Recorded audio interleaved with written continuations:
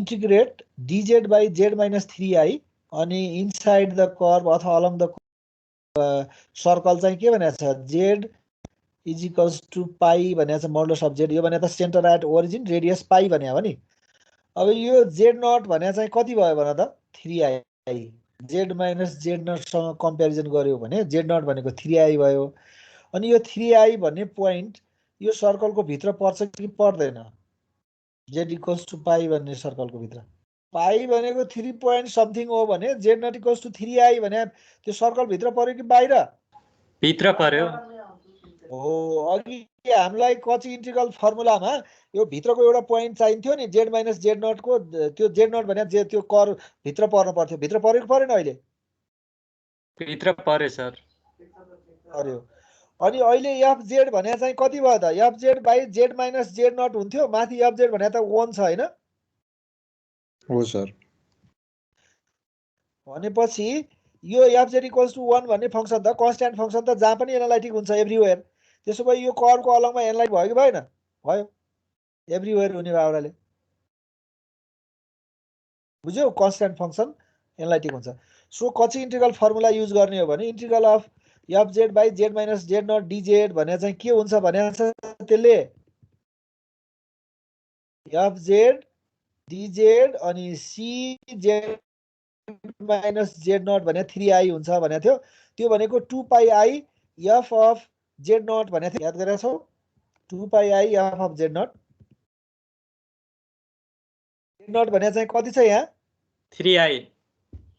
ai छ भनेपछि त फंक्सन चाहिँ कति छ फेरि fz भने 1 छ 1 त्यसो भए त 1 मा अब त्यो कन्स्ट्यान्ट फंक्सनमा भ्यालु चेन्ज गरेर नयाँ आउँछ र आउँदैन नि f of 3i पनि कति नै भयो 1 नै भयो है 1 2 pi i मात्रै भयो यसको इन्टिग्रल हेर त integration of dz by 1 by z minus 3i along the curve z equals to pi भन्ने चाहिँ केही गरिराख्नु पर्दैन कची इन्टिग्रल फर्मुलाले के भन्छ 2 pi i of z naught हुन्छ भने थियो सोझै इन्टिग्रेसन आइसक्यो कति सजिलो गराइदियो यसले इन्टिग्रेसन गर्न सजिलो भएन त अब चिन्ह थाहा पाउनु पर्यो कुन चाहिँ fz हो z naught भने कति हो र fz भने कति हो र fz naught निकाल्दिएपछि कुरै सिद्धियो पुरो बुझ्यौ यस सर अझै एउटा एक्जाम्पल यो हेरौं त ez by z dz तर यो c भने चाहिँ यो सर्कल यो रेडियस 1 भएको सर्कलको बाहिर 2 भएको भित्र बन्छ यो फंक्सन कहाँ एनालाइटिक हुँदैन भन त कुन पोइन्टमा एनालाइटिक हुँदैन 0 मा बाहेक अन्त सबै z equals to 0 मा हुँदैन सर z equals to 0 मा हुँदैन त भनेपछि z equals to 0 हाम्रो रिजन भित्र छ कि छैन z equals to 0 हो हाम्रो रिजन भित्र छ कि छैन छ सर कहाँ हुन्छ ए छैन सर छैन त्यो त छैन त्यो उसो गरेछ त्यो भित्रको सर्कल भन्दा बाहिर भनेपछि त त्यो भित्रको सर्कलतिर भित्र जस्तो देखियो भने त्यो हाम्रो रिजनको त बाहिरै हो नि 1 र 2 हैन हैन z equals to 1 भने सर्कलको बाहिरतिर जानुपर्छ z equals to 2 भने रेडियस भएको सर्कलको भित्रतिर त्यो बीचको मात्रै हो नि त हाम्रो रिजन त अहिले क्वेशनले भने त हो सर z equals to 0 मा एनालाइटिक हुने भएन 0 मा पर्दैन 0 मा एनालाइटिक हुँदैन तर हाम्रो रिजनमा छँदै छैन यस सर बुझ्यो बुझिन छैन भने त कति इन्टिग्रल थ्योरम लाग्ने भयो यसको इन्टिग्रल 0 आयो सक्यो integrate fz equals to z square by z power 4 minus 1 along the circle अथवा curve z plus 1 modulus is equals to 1 यो सर्कललाई फिगरमा देखाएको बुझ्यो कि बुझेन भन सर्कलको इक्वेसन के हुन्थ्यो z minus z naught equals to r हो के हैन हो सर अनि z naught भने चाहिँ कति भयो अहिले -1 त्यो सेन्टर हो नि z minus z naught भने त सेन्टर हो रेडियस r हो r भने कति छ 1 छ हैन यस सर -1 मा सेन्टर भएर रेडियस 1 भएको सर्कल यही हैन र यही हो अब त्यस यो फंक्सन हामीलाई दिएको function z square by z power 4 minus 1 भन्ने फंक्सनको बारेमा एकचोटी हेरौं त्यसलाई सिम्प्लिफाई गर्न सकिन्छ z square by z 4 minus 1 यो सर्कलको रिफरेन्समा हेर्न लागिरा छौं के यसलाई z स्क्वायर अनि a plus b a minus b भयो अनि त्यसपछि आएर z स्क्वायर प्लस 1 लाई त माइनस i स्क्वायर लेख्न पाइयो भनेपछि z square by z plus 1 z minus 1 z plus i z minus i यो सिम्प्लिफाई गरेको हो। यो फंक्सन कुन कुन पोइन्ट बाहेक एनालाइटिक हुन्छ ल भन त अब कुन कुन पोइन्ट बाहेक एनालाइटिक हुन्छ z इक्वल्स टु +-1 र z इक्वल्स टु +-i मा हैन र आई हो सर +1 -1 +i र -i त्यो चारवटा पोइन्ट बाहेक सबै ठाउँमा एनालाइटिक हुन्छ यो फंक्सन कन्भिन्स भयो। यस सर तर त्यो चारवटा पोइन्ट मध्ये कुन पोइन्ट मात्रै हाम्रो यो भित्र पर्छ हेर चारवटा पोइन्टहरु मध्ये कुन कुन पोइन्ट मात्रै यो सर्कल भित्र पर्छ -1 अरु बाहेक त अरु त के छन् तिनीहरु i + -i पनि बाहिरै छन् +1 पनि बाहिरै छ हैन र हो सर भनेपछि एउटा चीज मात्रै टुक्राउनु पर्यो z इक्वल्स टु -1 बाहेक अरु ठाउँमा चाहिँ यो एनालाइटिक हुन्छ। The function z²/z⁴ -1 is analytic accept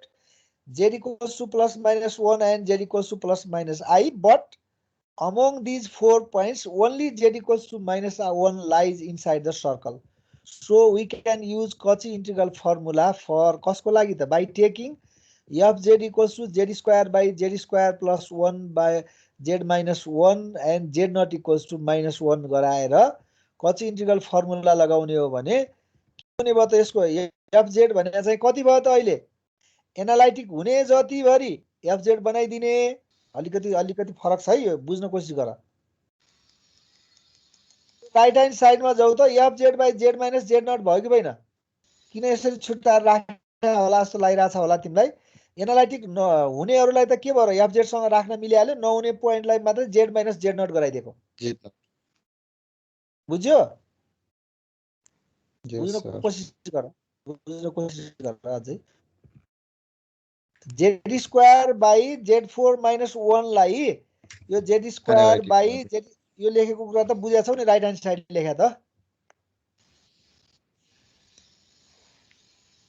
त्यो fz एनालाइटिक भयो z0 चाहिँ भएन भन्नु खोज्यो त्यही बुझ्यो सर fz भने कति लिँदाखेरि भन न fz भनेको z²/z² + 1 र z -1 मात्रै लिने भने त्यतिलाई मात्रै fz मान्ने हो भने fz चाहिँ एनालाइटिक भयो fz/z - z0 भयो त्यो भयो बुझ्यौ नि अब कुरा यस सर अब एकचोटी जाउँ फेरि फर्क्यौँला अहिले बुझेर के भए fz0 यो भने 2πi हेर है अब अजित अघिको फर्मुला लगाइन्थ्यो नि डाइरेक्ट ठ्याक्कै आयो 2πi fz0 भयो fz भने कति त अहिले फेरि ख्याल गर्नु पर्यो हामीले fz भनेको माथिको मात्रै z - z0 बाहेकको मात्रै fz हुन्छ fz भनेको z²/z² + 1 टाइम्स z -1 चाहिँ fz भयो त्यसले अब हामीले z0 भने -1 भयो त्यो fz मा z0 राख्यो भने -1 को whole square divided by -1 square plus 1 अनि -1 राख्यौ सिम्प्लिफाई गर्दाखेरि 2πi अनि 2 आयो यो सिम्प्लिफाई गर्दाखेरि यो आयो यति भयो -π/2i भयो। अब अझै माथि बुझ्या छैनौ मैले बुझ्या छु कुरा तिमीहरुको यहाँ पहिले यो लेखेको यो एनालाइसिस गरेको कुरा बुझ्या छैनौ तिमीहरुले हामीले के गर्न लाग्छ Cauchy integral फर्मुलामा के चाहिन्छ भन्दा त fz/z - z0 चाहिन्छ हो z0 भने चाहिँ एनालाइटिक फेल हुने पोइन्ट हो एउटा कसको fz/z - z0 को त्यसैले के गरिम हामीले भन्दाखेरि यो फंक्सन पहिले एनालाइटिक नहुने पोइन्टहरु खोजिम त्यो नहुने पोइन्टहरु के आए त भन्दाखेरि +-i र +-1 आए तिनीहरु मध्ये हामीलाई दिएको कर्वको उसमा हेर्ने हो भने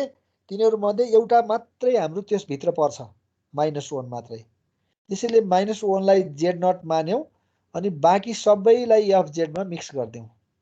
so the function z²/z4 -1 is analytic except यो भयो बट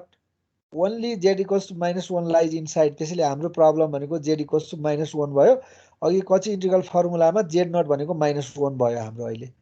तर त्यति बेला fz भनेको के भयो त भन्दाखेरि हामीले यो राइट ह्यान्ड साइडमा लेखेको जस्तो भयो यो fz भनेको चाहिँ z²/z²